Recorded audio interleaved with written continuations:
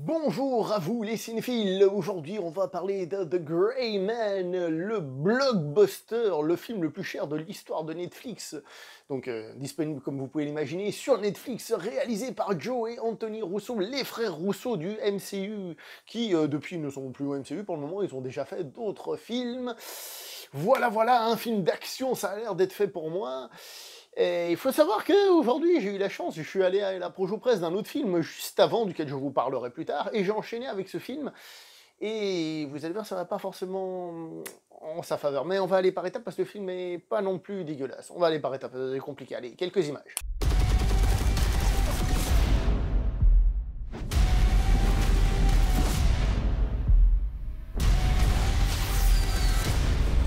Les frères Rousseau. Alors, les frères Rousseau, tout le monde le sait, ils ont commencé à la télé, dans des séries comiques, ils sont ensuite allés au cinéma, donc Toi, moi et Dupré, une comédie, avant d'arriver dans le MCU. Et on peut ne pas les aimer, les petits bonshommes, mais ces petits bonshommes, bah, dans le MCU, ils ont quand même fait, généralement, les meilleurs films du MCU. Alors, les meilleurs films du MCU, certes, on peut pas dire d'eux que ce soit des auteurs ou des choses comme ça, ou alors qu'ils ont une patte ou quelque chose de vraiment particulier, mais déjà, dans le MCU, c'est déjà un bon petit début. À la sortie, ils ont fait un film comme Cherry, qui était un film qui avait des défauts, qui ressemblait beaucoup à une espèce de démonstration technique, ce qui fait que c'était bien, mais un peu trop. Alors, j'ai pas revu le film, là, j'y vais avec mes souvenirs. Ils étaient producteurs d'un autre film sur Netflix, Tyler Rake, qui était donc un film d'action avec des plans séquences et tout, qui était plutôt vraiment cool, quoi, franchement, des scènes de fight vraiment bien foutues. Et donc là, ils reviennent pour ce méga blockbuster avec un casting quand même impressionnant, hein. Alors, je vais essayer de vous citer quelques noms. Donc évidemment, on a Ryan Gosling dans le rôle principal de Six. On a donc Chris Evans qui a un rôle à contre-emploi puisqu'il fait un méchant, il se met une moustache, il a une coupe de cheveux pour vraiment avoir l'air un peu méchant. Je me suis demandé si c'est pas pour ressembler un peu à un certain Autrichien célèbre pendant la guerre mondiale, un truc du genre. On a Ana de Armas, hein, pour ceux qui se plaignaient que dans No Time to Die, dans un film d'espionnage, elle n'avait pas assez de temps à l'écran, bah là elle est beaucoup plus présente.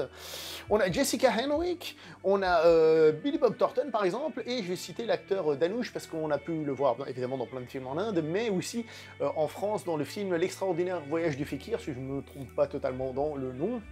Et j'avais entendu dire qu'il était dans le film, donc je me suis dit, mais en fait, je préviens tout le monde, il a un tout petit rôle, faut pas chercher midi à 14h, voilà. C'est pas lui qu'il faut venir voir, mais je pense que le public chez nous, occidental, français, c'est pas forcément lui qui va aller voir, malgré qu'il ait été dans un film français. Voilà. Donc, qu'est-ce que ce film? C'est un film d'action tiré d'un roman, mais, en tout cas, en voyant le film, le roman peut-être pas, mais en voyant le film, on se dit qu'on est dans un terrain très connu, hein.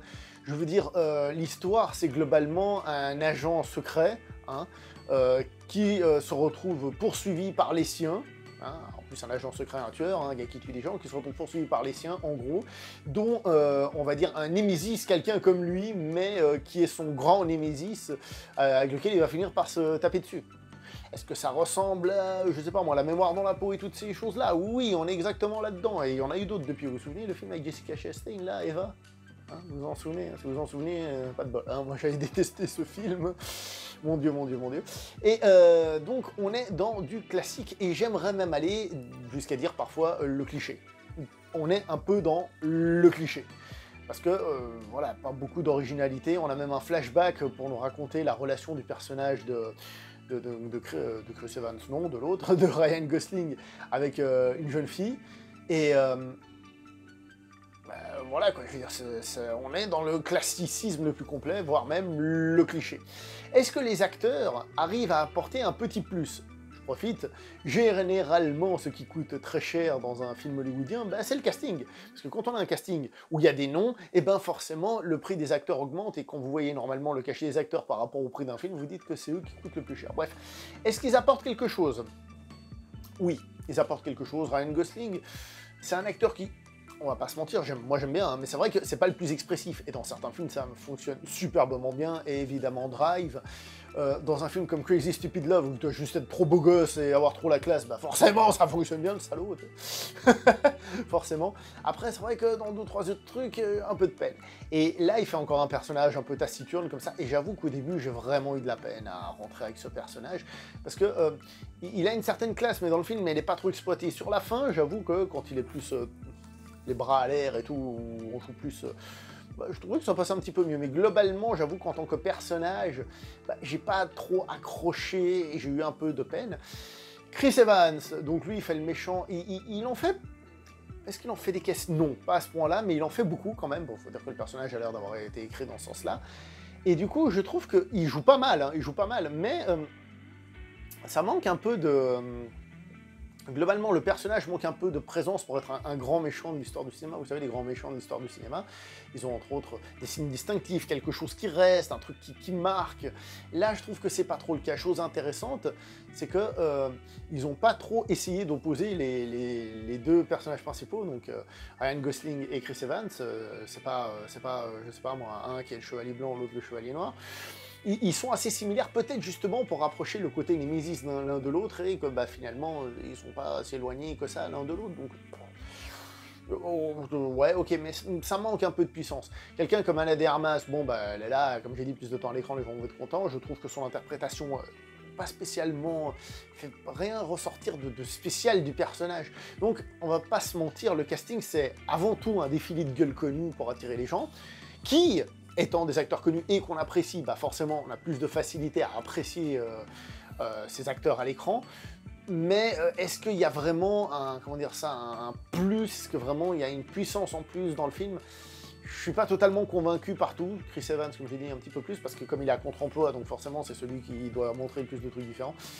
Voilà. Bon, maintenant on va passer à l'action. Action. C'est donc un film d'action un peu classique d'ailleurs, hein, à coup de gunfight et tout ça, vous savez ce que je kiffe moi. Et est-ce que c'est bon? Il y a du bon et du moins bon, hein, un peu comme partout, même les acteurs, comme j'ai dit, ils arrivent quand même, des fois ça passe mieux et tout. Il y a du bon et du moins bon, pardon. Je m'explique. Est-ce que, par exemple, il y a des moments où c'est filmé un peu comme il le faisait dans Avengers, c'est-à-dire des combats à main nue, trop découpés, machin, truc bidule? Oui. Est-ce que ça reste lisible? Oui, c'est ce que je avais déjà dit dans le dernier Avengers, c'est que malgré tout, malgré que ce soit découpé, ça reste lisible. Et ça, c'est pas toujours le cas de tous les acteurs, enfin tous les réalisateurs, de tous les réalisateurs quand ils réalisent des films d'action. Parfois, il y a la caméra qui tremble et tout, et on perd qui, quoi, où. Là, non, d'un plan à l'autre, il y a une logique. Et ça, c'est plutôt bien. C'est pas extraordinaire, mais c'est plutôt bien. Il y a des scènes que j'ai trouvées personnellement ratées, comme la scène de l'avion, où là c'est trop découpé, et puis comme les effets spéciaux sont pas ouf en plus et tout, j'ai trouvé la scène difficilement regardable. Il y a plusieurs scènes comme ça qui me posent problème, et en même temps, il y a des scènes que j'ai bien kiffé, comme par exemple la scène du tram. La scène du tram, j'ai trouvé ça cool. Bien sûr, avec des défauts, mais globalement, j'ai trouvé ça cool. Le tram, t'as l'impression qu'il va, je sais pas quelle vitesse, mais, mais j'ai trouvé ça plutôt vachement cool. Et ils utilisent aussi donc des, qu'on appelle ça déjà, des plans au drone, un peu comme l'avait fait Michael Bay dans Ambulance. Hein.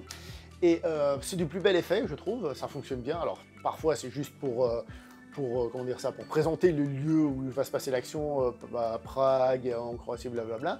D'ailleurs, je profite, hein, c'est un film parfait pour faire un petit jeu à boire, hein, de l'eau parce qu'il fait chaud et on se déshydrate. À chaque fois qu'il change d'un endroit, de ville ou de pays, hein, surtout de pays, hop, une petite gorgée, vous allez voir, vous vous déshydraterez. Je disais donc les plans au drone, et qui sont parfois aussi, comment dire, qui sont assez bien faits parfois, parce que le drone il commence, hop, il tourne et il se centre sur un personnage, sur l'action et tout, après ça coupe, etc. Mais je trouve que le drone peut vraiment apporter un truc avec les années dans le cinéma d'action, plus on va le maîtriser, plus je pense ça va être intéressant. Là il y a des plans qui sont là, et qui sont, ma foi, plutôt réussis, il y a des trucs plutôt réussis. Voilà, donc en gros il y a des moments bien, des moments moins bien, etc. L'histoire, donc, je vous ai dit qu'elle était classique, mais son déroulement, est-ce qu'il amène des péripéties de ouf et tout? Honnêtement, l'histoire n'est pas des plus passionnantes. L'histoire n'est pas des plus passionnantes, parce que classique, et ça manque de force, d'originalité, pas forcément d'originalité, mais d'un truc qui fait qu'on adhère vraiment, personnellement en tout cas, ce qui fait que le film, en lui-même, voilà, il se laisse regarder, il a une fin ouverte, évidemment, pour si ça cartonne, faire une saga, légèrement ouverte, hein, pas totalement. Est-ce que c'est un grand film? Non, clairement pas. C'est clairement pas un grand film. Et vu le budget, on peut être un peu déçu. Autant d'argent pour aussi peu. Mais bon, vous savez comment ça fonctionne à ce niveau-là. Il fallait donc un film qui rentre quand même dans certaines cases. Je tiens quand même à préciser que, pour finir à nouveau un petit peu sur la mise en scène et sur la défense des réalisateurs, les Russo sont pas des grands réalisateurs. Depuis qu'ils sont sortis du MCU, ils n'ont rien fait de spécial. Mais c'est quand même des gens qui ont une certaine ambition, qui ont une petites pattes, même si pas extraordinaires, et qui sont, qui dans ce cas-là précis, sont pas forcément des yes man. Et ce qui rajoute un peu de déception à la chose, où tu te dis ouais.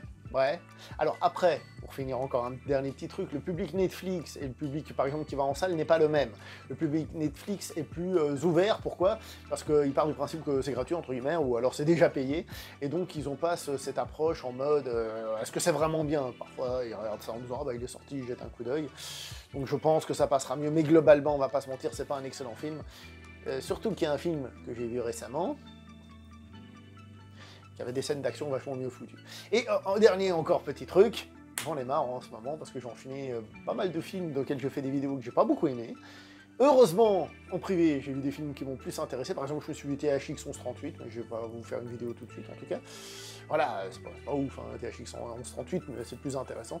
Donc voilà, en ce moment, je fais que de me plaindre sur la chaîne et ça commence à m'énerver. Donc, heureusement, le prochain, c'est un film que j'ai plutôt bien aimé. Vous aurez bientôt la réaction au film et plus tard la critique. Bienvenue chez le beau parleur de l'action et du ciné d'auteur.